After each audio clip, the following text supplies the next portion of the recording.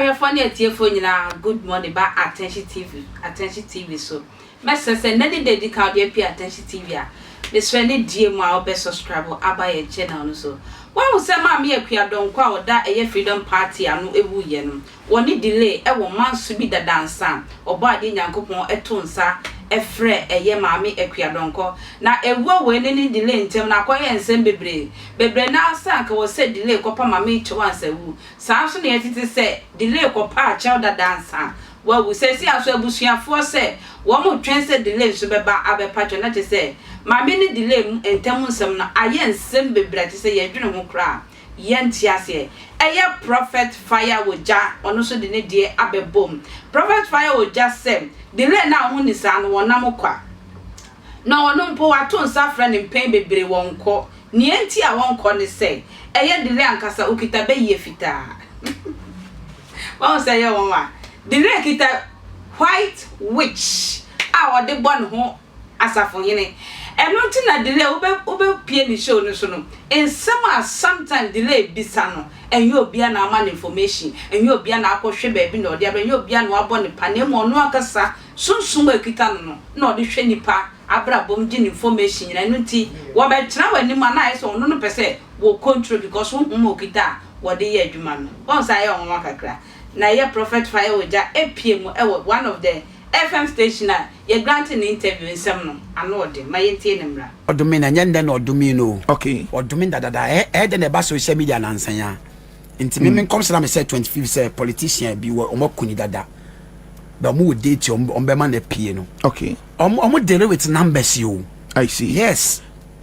omo deal with numbers because be 2 weeks or 3 weeks in aba social media and next time in come say me share was all them say we would dada yeah. 80 where we know I too late am delay and thing about delay ni say ufum obi no odome wa yadwuma it doesn't matter you have oil you are anointed you are a prophet curse is a curse no me so obi catch us wa from now the only thing I'm sorry me nya saade ni biem no one no it's okay. Amen. I think say me preach. Say no there preaching na na egu so no. No na egu so. But what the make an very good. Enti me ti way no matter say me yesofo no. Me be fumo na do me be nyame. Bible say no me ni nyina so na anya dwuma. Enti ma me ne buy no be ka say delay there why ye ne mempe no. Etwa say nko no so ka say o me pa acho me so na behind the scene of re. But say wan ye saade a so utu na mona kopo obi a oye high in spirit e break him out ya do me Ruben ni papa do me no be Moses be yi ni free no me anim I see enti ade na yen hyehyeye so obi do me wa o adafo do me wa o papa e betimi ayi wa free no me anim your biological father o biological father do me wa your spiritual father can deliver you okay if your spiritual father curse you it's God pen betimi ayi wa free mu it is only God that is your heavenly father see hierarchy no should be okay so ordinary person do me wa your biological father can deliver you from that curses okay so biological father do me wa your spiritual father can deliver you okay if your spiritual father curse you usunsum papa te say osofo do me wa eye nyankopon ne betime ayi afi no mie no benyame do me wa eye zero spirit obi ani wo obetime ayi afi mu I see enti say maame na do me na wantumi ankopa cho maame na afa ne boni anchecha so hwehwe obi o yesunsum ni po wo high no timi deliver the free mu one share oni Akua Donkor interview no delay ni me share bi o share no as a man of God and as obi a sometimes we call social media ko di agro no wa dwent there was our interview no ni say me hu say delay no or any interview all right but okay one kasa ye maame ne ye pani what you say and I'm asked interview ni fit answer no say mu media for mo frame me ba platform so na mo gumani ma ase mo frame me amesan ba enti say maame no kura di kan ti bibia ni tire ne say media for ni treat ni ye enti ho na kese osua ma de be still na obo okoya kosi so omo sise but we don't know behind the scene their cause so no so busa enti na me de men say dem money pattern e wo bibi ho e bia na behind the scene so omo off camera ebi omo ko break bibia koso ntina sa na e man ko so amenim nti but ye hwe de call social media ne dia maame ne ye penny first senka ohu ana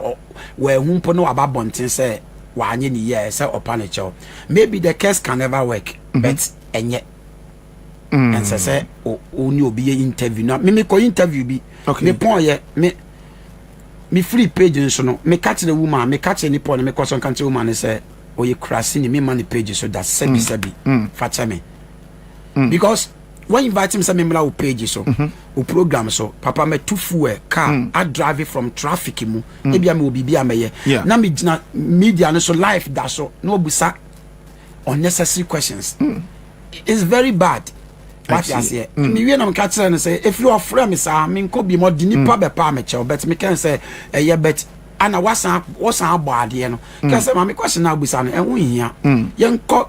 ade a hia so what you say me busa me question bi na emwa me me catch us ade we me mpe yen ko na but no oguso no busa me say openi man kasa me ye program na we me we pe na me catch nipa me ko so kan say de aye ne man mpe.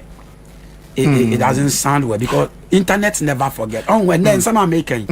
me 20 years later. Yeah, me ye be on back of back. Exactly. And just put yourself in Akua Donkor's shoe. Now, say bia uti delay him na all bombarded with some questions ne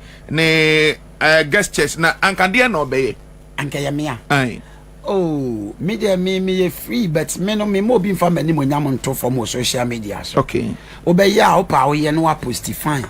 Esa Akua bi aba social media mo friends say abro no ma say dey any dame so post bibi no keka nsem bi. Me hu sa de na me hwe odi me nkasa. Me nsem ne na wo metrim. Enti say me and me de me pe bows page so now we some questions be any problem we frame it there you have to show some respect be what you say neboa enti delay ba obi ti say fire oja ho a ubetumi a reverse case na o to me anyankopon dia ma no one time kla enye se wo mampo onyame number na wo frame me ametimi a kire no kube aba okay kube aba nketen no e ba foforo no kete kra or the bed then and the meeting nchila wa said delay or invite me in the programs and the manager na from me me slow the city no delay wa benfo usro delay wa benfo usro delay interview or white witch I see. Or benfu fita anya benfu tuntum on fence side I see. Answer no be invite no wa dig you. Ewura wo mu enti manager ne frame say delay person interview me nam say sa hey me nko me say no was our friend no more frame say me slow there later and then who BBD see and do you have something to hide who feel say delay be boss one from me me bibia be delay or a white witch okay na sem bia waka bia say nim kra esi wo chena o pastor de or you very dangerous woman no mamu kati ankoto man ko fon ko di matemo brother na wo e ko na down delay a white witch I see so oyo so for ba anko be hye nkoma se nipa bia wasase so it is our country bi so anken ko for be som no I see o te se bosom Akua Donkor we de nsem ba a white witch where you be fita e che be di mu nchire mu makra